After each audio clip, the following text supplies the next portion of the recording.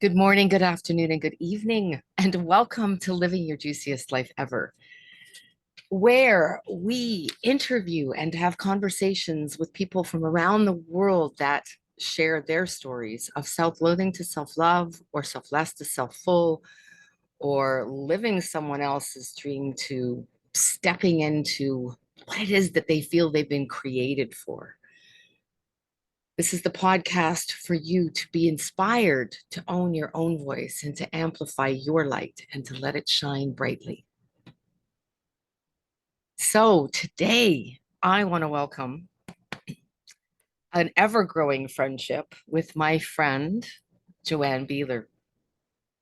Joanne and I have known each other from a distance for many years, and over the last little while have becoming closer in our conversations and our connection and our growth together spiritually and in our friendship on this planet, which is pretty cool and exciting.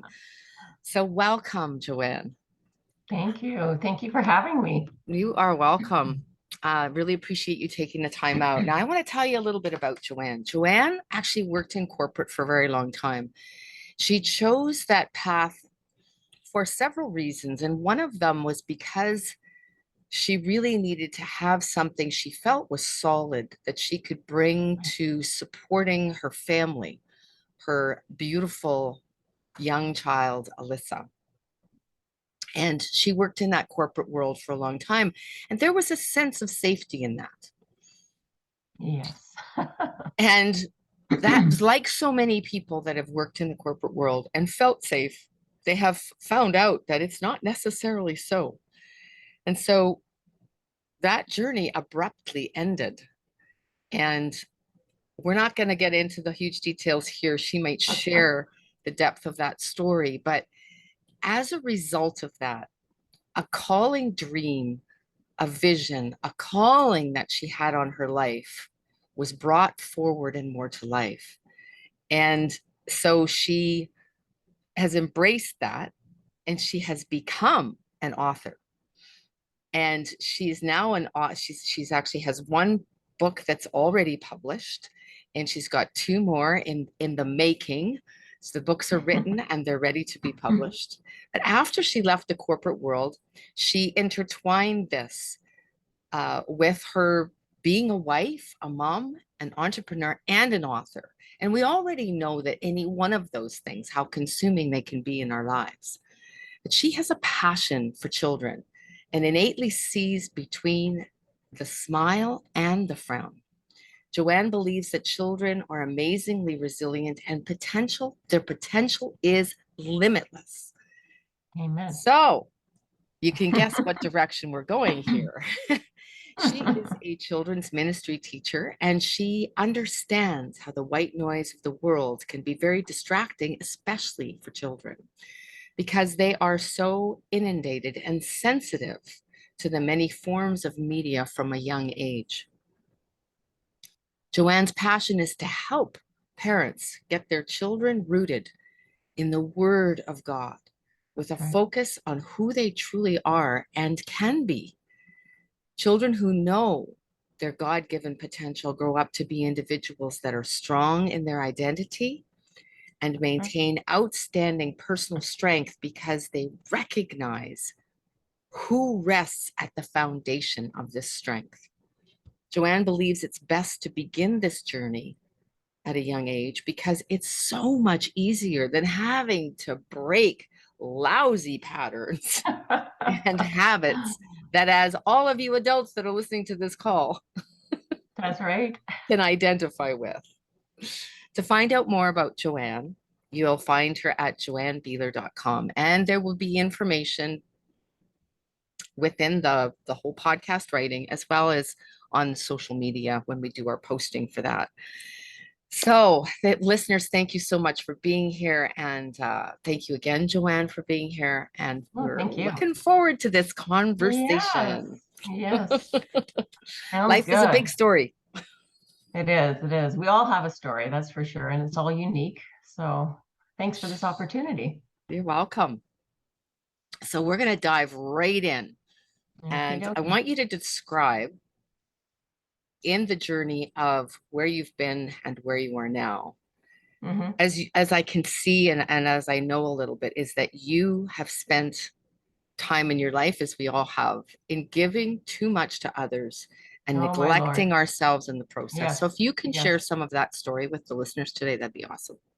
Oh my goodness. Okay. I had to start back probably when I was almost born. I feel like I was conceived because my mother was the biggest giver I've ever known. And so you raise your kids, I think, that way, the way you think is right. And kids follow what their parents do. And whether it's intentional or unintentional, but she was the biggest giver. And part of that was she would always, overextend herself. She was do what makes, not do what makes other people happy, but it kind of led to that actually, because she always brought out the best in people. So she would always feel like, put other people first. And so when you're a child and you see that being walked out, and it's all with great intent, put other people first. It led to me saying in my own mind's eye, whatever makes you happy makes me happy. That kind of mentality took over in my life. So because of that, it was a very gradual process.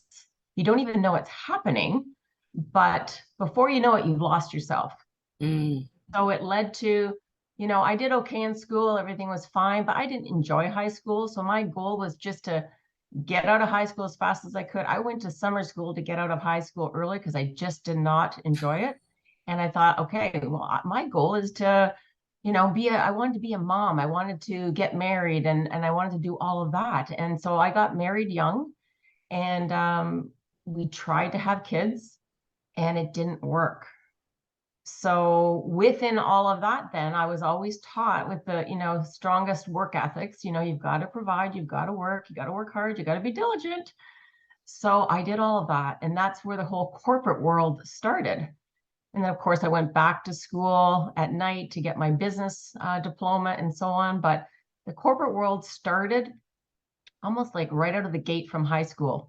And because, you do more, you get noticed, you get promoted, and that is a feel good kind of feeling. And then you thrive on that. That just explains what I did for the next 13 years while I did not get pregnant. So That, I was always, go ahead. no, that must have been a very stressful situation Oh my on goodness. multiples of levels. You are 100% right. I mean, for some reason, I remember when being 10 years old and saying, I want to be a young mom. And I even put this on my Talk about website pressure. because, yeah, I know why. Why does a kid want to be a young mom? Well, all I could figure out was that my mom was 34. I was the third child of three. And oh my goodness, for some reason, I thought she was old. And isn't that a crazy thought? But, I kept saying to God, I want to be a young mom. I want to be a young mom. And God has a sense of humor. I was not a young mom. I was actually 2 years older when I actually had Alyssa. But one of the things I wanted to mention today was about the power of words because I kept saying to him, I want to be a young mom. But I think what actually happened was I'm young minded and I'm the one playing with all the kids on the playground, et cetera, et cetera. So I'm young minded, but I certainly was not young chronologically speaking. And so, in that process of being in that giving space, when you had that, and I know with women, there's always multiples of aha moments. There's always multiples of aha moments in life. But what was that Yes, yes, defining yes. moment when you realized that this just wasn't right? Maybe something was missing, or that it was just, you know, what was that shift that was like, this is not working? Yeah, that's a really, really good question. I think I've had multiple shifts, and maybe we all have, but so I had Alyssa, and that relationship didn't work out. And so that was a huge challenge. I realized I had lost myself in that relationship. It's the last thing you want, it's how ironic is that? You pray for a child for, your whole life and you try for 13 years, but you lose that relationship and now your family's broken up. So That was a huge fight. It was a court battle. It was, we don't need to probably get into that, but that's where one shift was, where I knew I'd lost myself. But then you have the struggle of being, and also the honor of being a single mom, because there's nothing I wanted more than to be a mom. But all that said, I think that the biggest struggle was when, fast forward into the end of 2017, 5 years ago almost, I lost my job. And as I've kind of alluded to and mentioned, that job was very important to me at the time, although I knew I was completely out of balance, to your point. And I would sit in my office, honestly, many, many times, because my daughter would go to her dad's every other weekend on a Friday night. I'd sit there and multiple times, and I think, how am I ever going to withstand this for another, I don't know what it was, 12 years before retirement?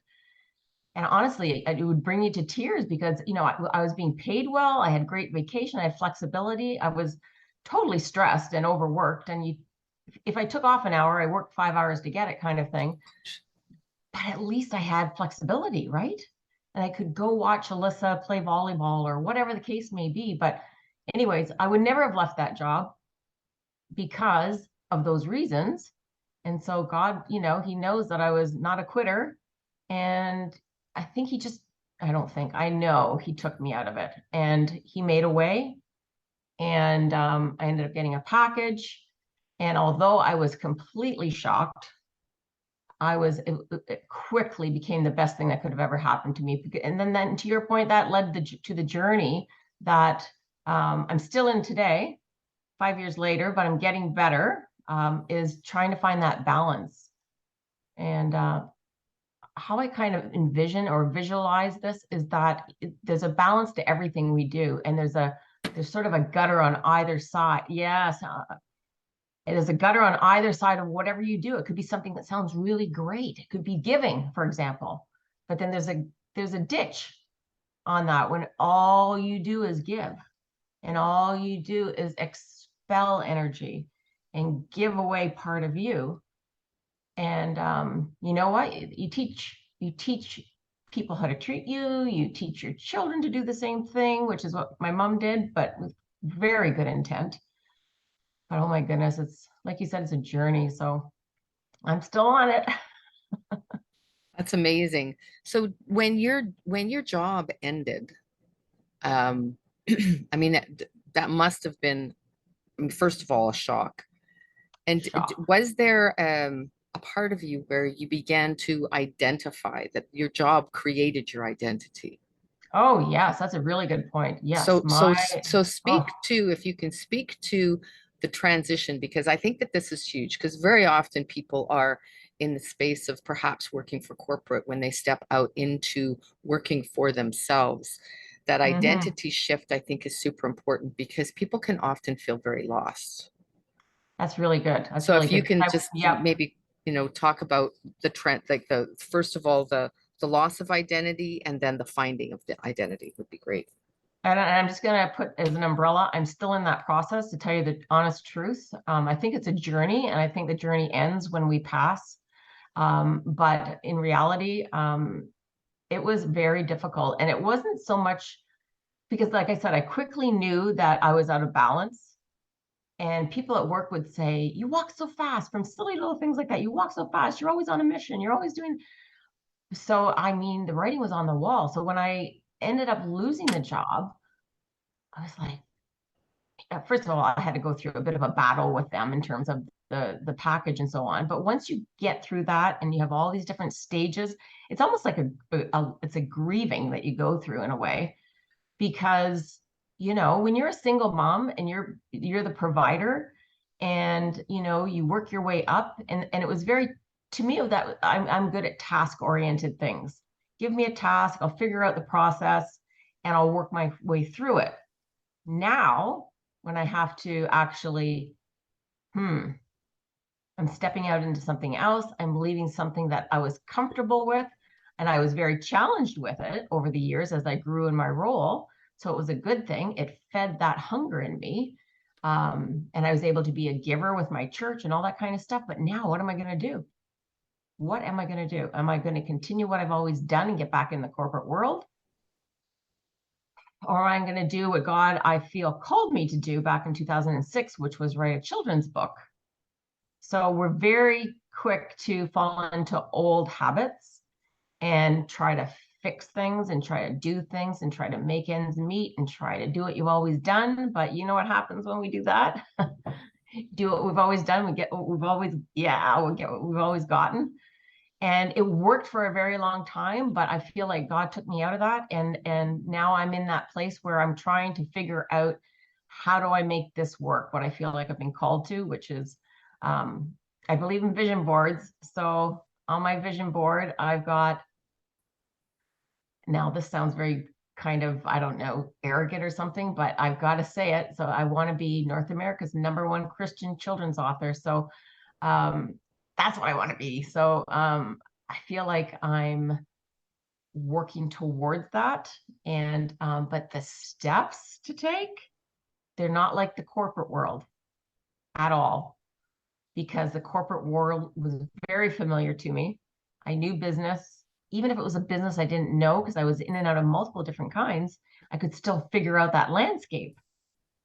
But this is different. This is social media. This is influencers. This is connecting with people. This is getting into traditional publishing versus self-publishing. So I'm still in that process of trying to figure it all out. Cool. Well, life is definitely a journey, like you said. Yeah. And that whole letting go piece and stepping into that new place. Yeah. So there's something that you mentioned about during the changes and your mom, you went through, I mean, in the last, you said 5 years, 5 years, the transition has been really massive. You've Yes. also had some losses and some Yeah, other stresses absolutely. along the way. Yes. So how have those things, like for example, your mom with dementia Right. and then with passing away, Hmm. your journey with, there's a lot of people that are dealing with death right now and always Yeah. will be. And so maybe something that you can offer along the path of acceptance and moving forward with all of that, even though this is all Yeah. going on in the background. You know what? That's a journey, because anyone who's walking with anyone through dementia, there's a process, because dementia is a terrible, terrible disease. But it fools people, because you start off and the person, it's very gradual. So you're like, is this personality, or is this stubbornness, or is this the disease? And so it's a huge process in understanding where one ends and the other one starts. And then of course it keeps growing and evolving and morphing into something else. And with my mom, I had a lot of challenges. She broke her hip in 2014, and then she had a very critical injury in 2018, where her arm was broken, and that caused surgery and so on and so forth. And a general, anyway, it's just a very long story. So of course, with any kind of traumatic event in a senior, especially, or elders life, that changes the needle on the dementia radar. It just, everything escalates. So it was a very hard space to navigate through. But and then you add COVID into the mix of all of this. But from say 2010, when it started, gradually to 2020, when she passed in December. For people out there that are dealing with this kind of thing, just try your best to be in the moment and just accept, and just allow God's grace to wash over you, because it's sad to say, but you're not, first of all, you're not defined by little faux pas that you make through that process, whether it's because you've maybe lost your patience, or you've been frustrated, or you should have said this, you should have said that, you should have advocated more. It's, you can beat yourself up to the cows come home, right? But at the end of the day, it's a new day every day for a dementia person. And in reality, sometimes it's a new day every hour, every 5 minutes. So you're not defined by your mistakes. Just keep going, keep being what they need you to be. And that's just someone who loves them. So Love always seems to be the answer, doesn't it? it absolutely is. It's all encompassing, when everything is founded in love. I mean, we can take criticism when we feel like, it's constructive and it's in a foundation of love, and it's just right, exactly what you said. Yeah. Beautiful. Oh, so in all of this journey in the pathway, did you feel in some place like you failed? I don't really like that word, but it's an encompassing word. It's like where you went, whatever that is, and because it's always those challenges are always a learning opportunity, and so maybe there's a story there that just popped into your head. I think I heard it in your voice. I mean, I feel like I fail almost every day, but I feel like it's something you have to choose to get beyond, because in any failure, and it sounds so cliche and the right thing to say, but with every failure, there's growth. And I think that we don't give ourselves enough grace, and we think that we're hardest on ourselves. People keep telling me that, and we beat ourselves up. But I mean, where did I fail? I failed in not going to university when I should have gone to university. I did everything the hard way in my life. I left, like I said, high school, I finished that early so I could get out of there, so I could start work and have a child. That all backfired, right? And, I had to go back to school at night, and I had a part-time job on the side. I mean, I failed forward, I guess, my whole life. And I kept doing things to make the right decisions, I thought, but that was always with the end goal of, making money, becoming established. I got to work hard, the whole, failed at not getting, pregnant, and failed at my first relationship with her father, and all those. I failed all the time. People, I feel like it's part of my life, but I'm trying to turn things around. I mean, in all of the failing, I was able to make, a good living, but my life is for sure That's a founded in a lot of failures. So that's a beautiful share because I think it's super important. And whether we look at failure, like, some people say they don't believe in failure. It's a word that we choose for sure.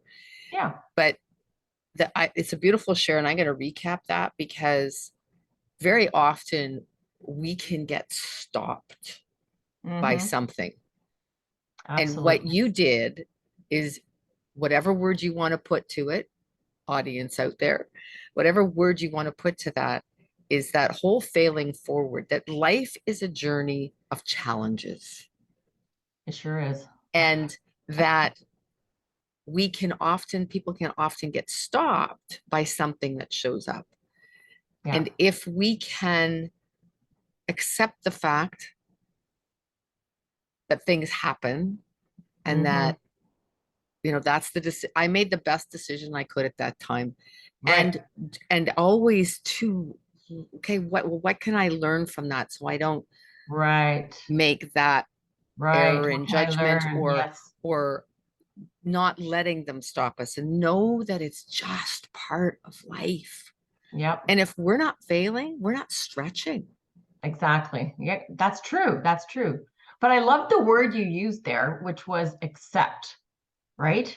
And I think that I don't know if it's a woman thing or if it's just a human nature thing, but I'll tell you, I was the most insecure kid growing up.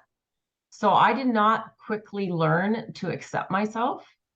But this is one of the things I want to encourage women to do, is accept themselves, because God made us a certain way. We're all beautiful. And again, that sounds like just such a nice thing to say, but it's honestly true. We all have a purpose, we all have a call, but we won't walk it out. We won't start it until we accept ourselves.